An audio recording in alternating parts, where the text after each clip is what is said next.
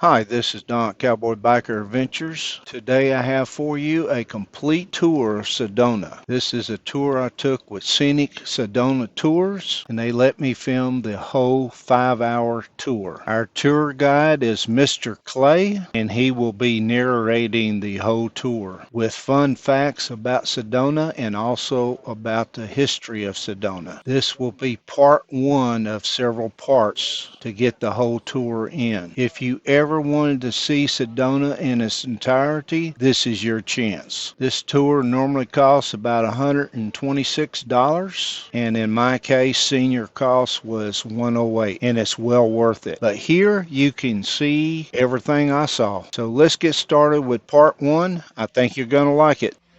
Good news today. You're taking out a local. If you want something done, take a local out with you. My name is Mr. Clay. I was brought to Sedona when I was 18 months old. Raised here.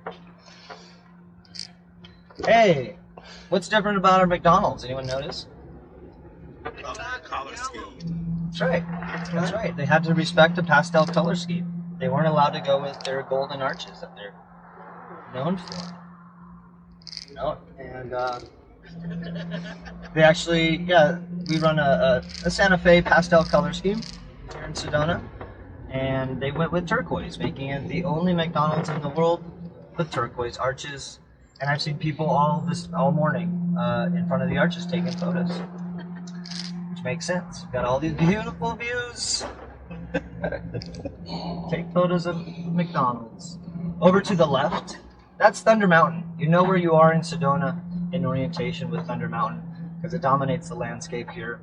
Walt Disney lived here in the 50s, and the Thunder Mountain was his inspiration for the Thunder Mountain Runaway Railroad. He actually has hand-painted replicas. Sometimes people recognize our Thunder Mountain, not just from the postcards, from the theme parks. Believe it or not, Walt Disney, when he lived here, he was going to buy pretty much all the land that he could on this side of Thunder Mountain for one of the first theme parks. I think maybe the first theme park.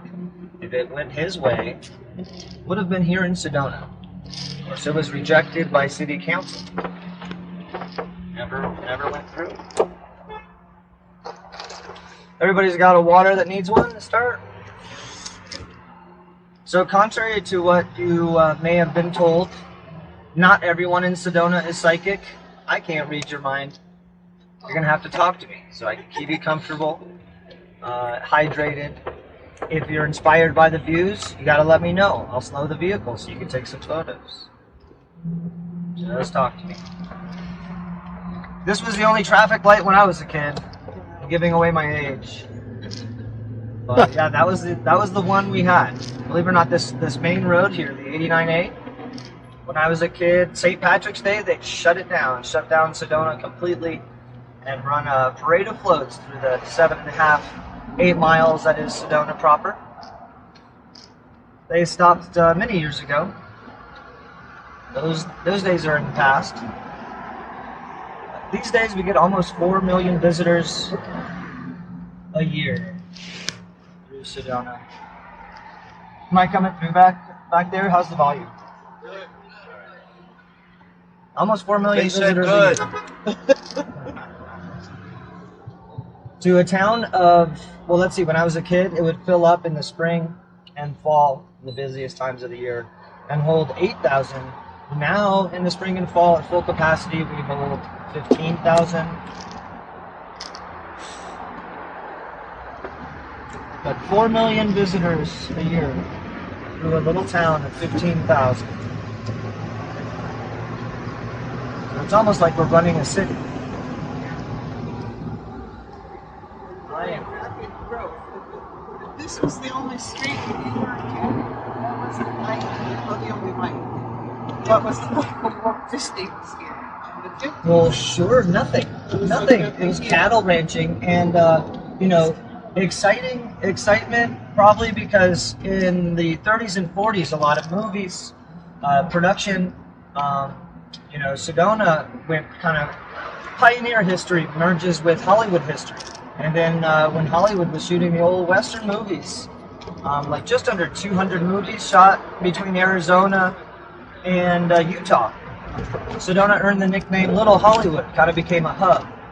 The airport was built in the 30s and 40s as a way for Hollywood and production companies to have easy access to Sedona. It's kind of been a Hollywood or a celebrity hangout ever since.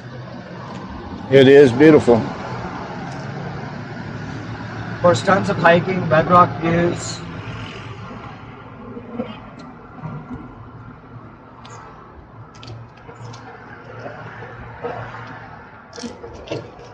And a kind community. Are just some of the attractions.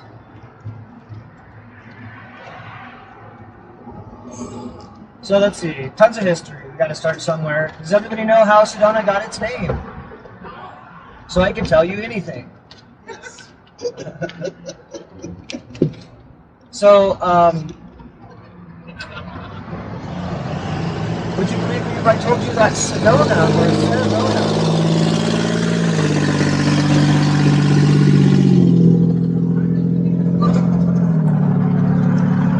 All right, hold on to your hats, hold on to your bonnets during this hill, because sometimes we'll get a gust of wind on this hill, and I'll try to take your hats. Yeah, Sedona is the old Native American word for timeshare. They had an old Native American word for timeshare? The old, well, you said I could tell you anything. Oh, all right, It's the sorry old to Native question. American word for timeshare. Yeah. No, that's just my humor. Sedona was a pioneer woman. Sedona was her first name. It was pronounced Sedona. Everyone says Sedona, though. Sedona was from St. Louis, and after the government passed the Homestead Act, she came out with her husband and their son with a dream to start an orchard, raise some animals. And so they set up just ahead of us, right on Oak Creek. We're heading east, where there's more activity, more hotels, shopping, and restaurants. But it's also where our body of water flows through Sedona. A high-quality water source. Springs bubble out outside of Flagstaff. They bubble up and form Oak Creek. Oak Creek runs the course of Oak Creek Canyon into Sedona and feeds the Verde River about 30 miles from here at a large estate vineyard called the Alcantara. Raise your hand if you enjoy the occasional glass of wine. So I should tell you, you're in wine country. Hard to believe. Yeah, it may be hard to believe. Keep in mind, we're not growing grapes for fruit salad. Grapes for winemaking are grown differently. Less feed, less water, more stress. And they actually really like this poor, rocky, volcanic soil. What do you guys think of these roundabouts we have in Sedona? They suck. I love asking this question.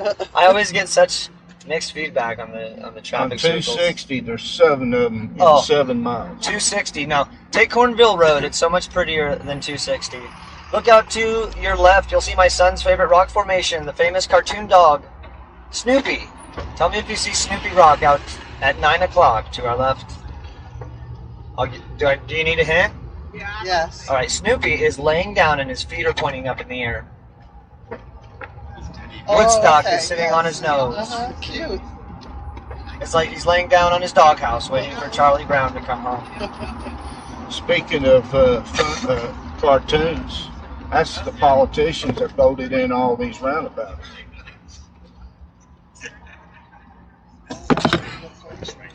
We're gonna pass through the. This was the original Schnebly homestead. The town's founders are Sedona and Theodore Schnebly. Schnebly is kind of a fun word to say. Does everyone want to say it with me? Schnebly. It's spelled S-C-H-N-E-B-L-Y. Schnebly. On the count of 3. 1, 2, 3. Schnebly. Feels good, right? I had a Dutchman on my tour last week. He told me Schnebly is actually slang and it's a swear word in Dutch. So I'm starting to say, Schnebly.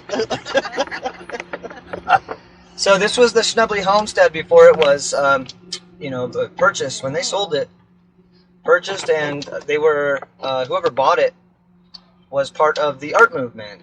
Sedona's been at the forefront of an art movement since the 30s, still going on today. And there were some well-known artists coming over from Europe in the 40s. And this was a way for artists to live and also show their work. There were apartments upstairs and studios on the lower level, so they could show their art. Oak Creek is flowing just to our left. So when this was the Schnebly homestead, this was an orchard, and they were raising animals. Today, nobody lives here, but they still have a lot of fine art. This is the setting of the Sedona Flamenco Show, one of the best shows in the state, according to New Times newspaper. They do a salsa show with merengue and calypso, music from Spain, Central America. You can hear Santana and the Gypsy Kings any Sunday, Monday, and Tuesday right here to the right. They set up a margarita bar and a dance floor and a stage. I know that making me hungry with the scent and smell. Right, that's definitely coming from this restaurant. There's 4 restaurants in here, a few tasting rooms, and beautiful architecture. This was emulated after a town in Guatemala, but it shares the name Tlaquepaque with another town in Jalisco, outside of Guadalajara, the origin of mariachi music, I'm told. But this architecture incorporates these trees. These are sycamore trees. They were introduced hundreds of years ago by the French and Spanish. They have adapted, and they've been incorporated into the architecture. They're a cousin of the Cottonwood. It's meant to look pre-Columbian. Tlaquepaque is a Nahuatl word, which means the best of everything. There's a tasting room I really like, right on our right on the second floor, just above where they hold the flamenco show. It's called Vino Zona, and the owner is a pilot. Her name's Ginger McKenzie. She flies all over the state trying the wines. Anytime she loves the wine, she tries to buy all of it. So oftentimes there's bottles, there's makes you can only get through her tasting rooms.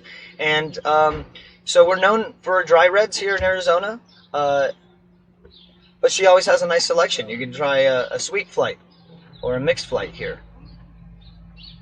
Always going to have a nice selection of wines.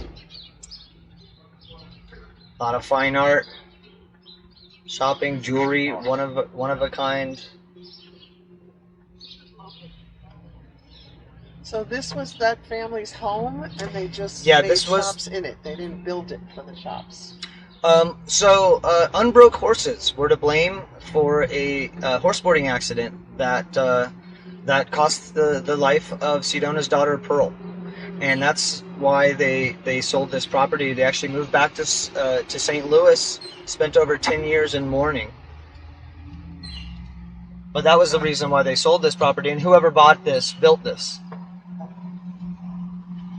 You can actually see sycamore trees growing right out of the row gallery there to your right.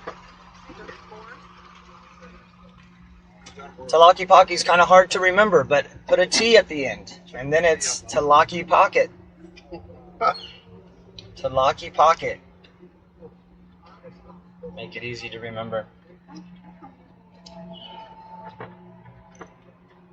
So it was Heinrich Schormann.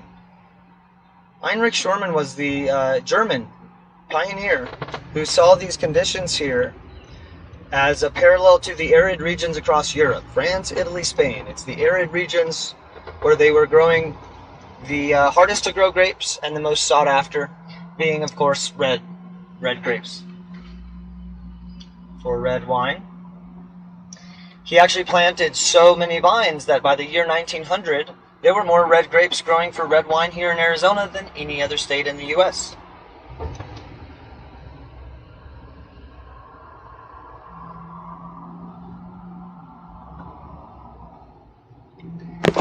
Unbroke horses were to blame. So the Schneblys left Sedona, went back to St. Louis for over 10 years. After that, they tried to restart in Colorado. Fortunately, lost everything in Colorado. All their animals, all their possessions, even the clothes on their backs had to be burned. during an anthrax outbreak. But fortunately, they kept in touch with their friends here in Sedona, the Jordans, the Jordan family, gifted them a house right up this road, Schnebly Hill Road, named after them. The history of this road, well, it started off as just a cattle run. Ranchers could take their animals to the top of Bear Mountain for grazing. But at one point in stagecoach and buggy days, this was the only road in and out of Sedona. There was access to Flagstaff, but it would have taken you 3.5 days on horseback.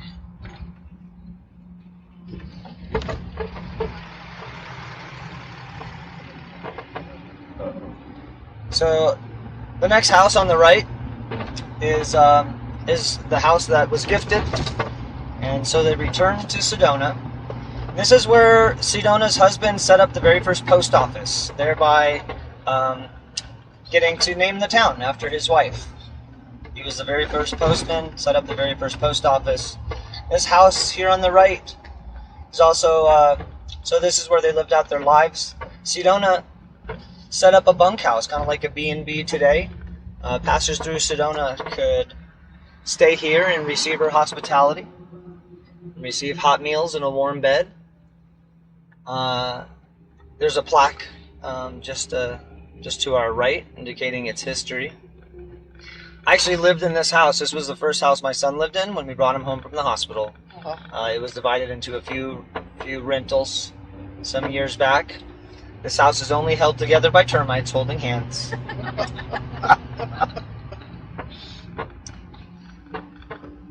Out to the left, picture a periscope on top of that mountain, on top of that rock we call submarine rock.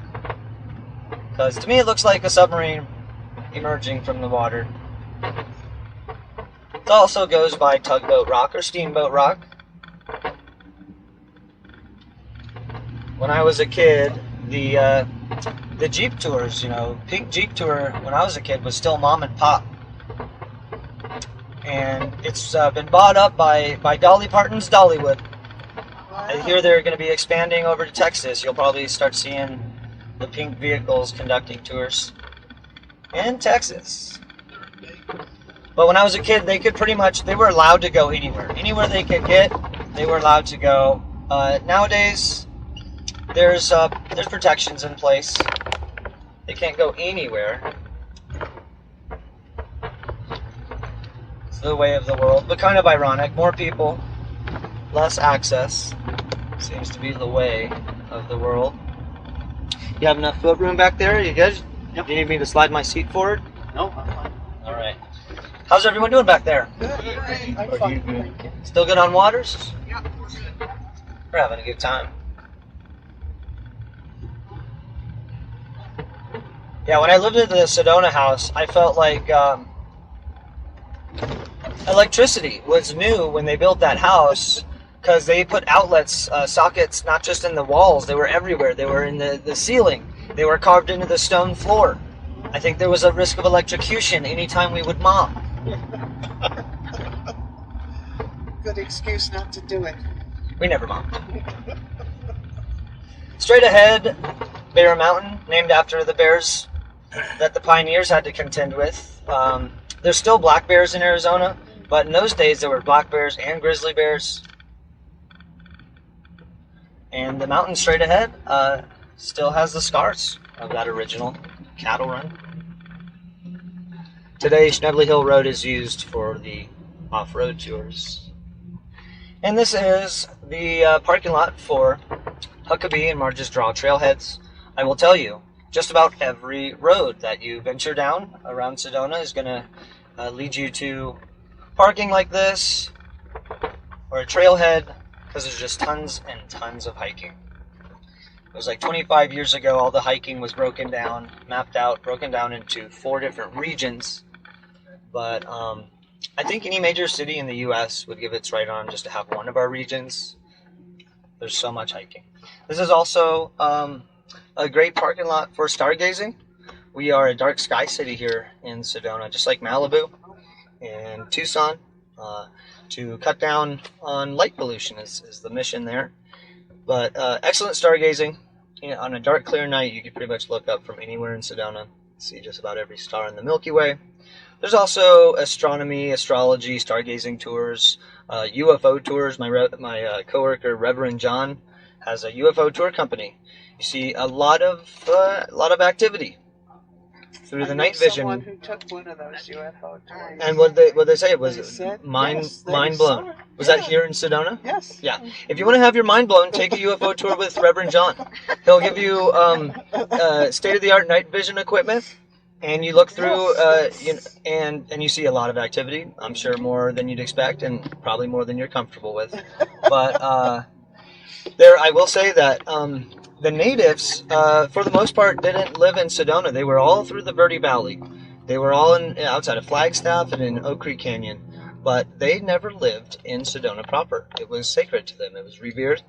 And what any tribe in Arizona called Sedona translates to home of the gods. I think that's a big tell when we talk about UFO and paranormal phenomena in this area since prehistory. Anyways, I have Reverend John's number if anyone wants me to patch them through for a UFO tour. Let me know if you... So, Reverend John. Reverend John, yeah. When we stop, I'll pull out my phone if anyone wants his number. I'm just curious what religion that is that he searches that. He was ordained through the internet. Oh, okay, It's gotcha. his. Yes. And yes, he can officiate weddings and he is officiated. He's a reverend. What else was I going to say? This is also, sometimes there's events here. It's never a bad idea to kind of pop through this parking. See if there's a drum circle or an ecstatic dance, some of the locals event.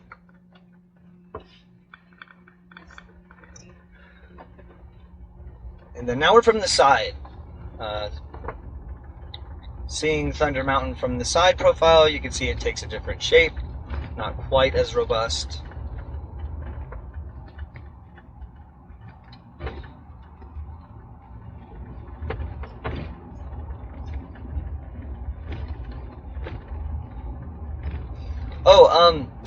This is also, we're about 50 minutes from the Lowell Observatory. Us being a dark sky community has benefited the Lowell Observatory, where 90 years ago, a volunteer astronomer looked through the telescope there. His name was Kyle Lamba, and he was the one who discovered Pluto. Pluto was discovered less than an hour away. I was there 10 years ago. You went to the Lowell Observatory? Now, out in the distance to our left, you may see Cathedral Rock. Cathedral Rock competes with Devil's Bridge for #1 hike destination, #1 hike.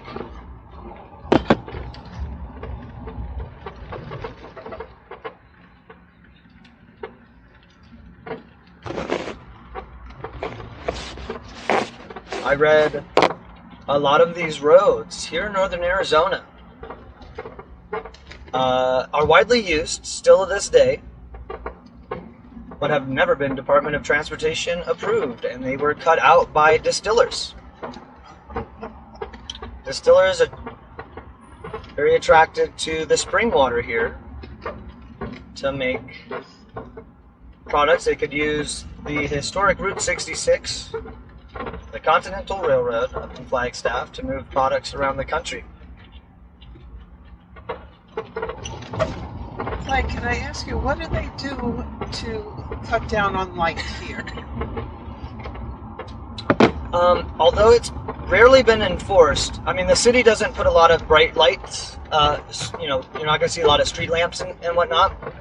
Also, residents can be ticketed or fined for having too bright of lighting outside of our homes. And I think it's also run on like an 9 a.m. to 9 p.m. light ordinance. So technically, they could ticket residents for having too bright of lighting outside of the homes. I haven't seen it really enforced. This is a celebrity house up on the hill to our left. It's been owned by the Frankel twins, by the original Doublemint twins from the Wrigley's gum commercials. Also Lucille Ball from I Love Lucy. Last month would have turned 113 years old. Wow. This is all original pioneer stonework and architecture. The Copavi and Garland's Navajo rugs over to our left. If anyone didn't get to see that house, I am just going to go through this roundabout another 37 times. Which is, I think, what I'm legally allowed to do.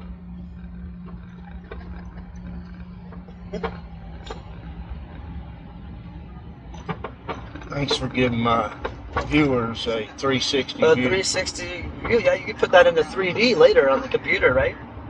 This is a 360 camera. Oh, is it? I don't think I'm going to be able to put it out in 360. Huh. So we'll venture just outside of town for our first stop, hitting it nice and early.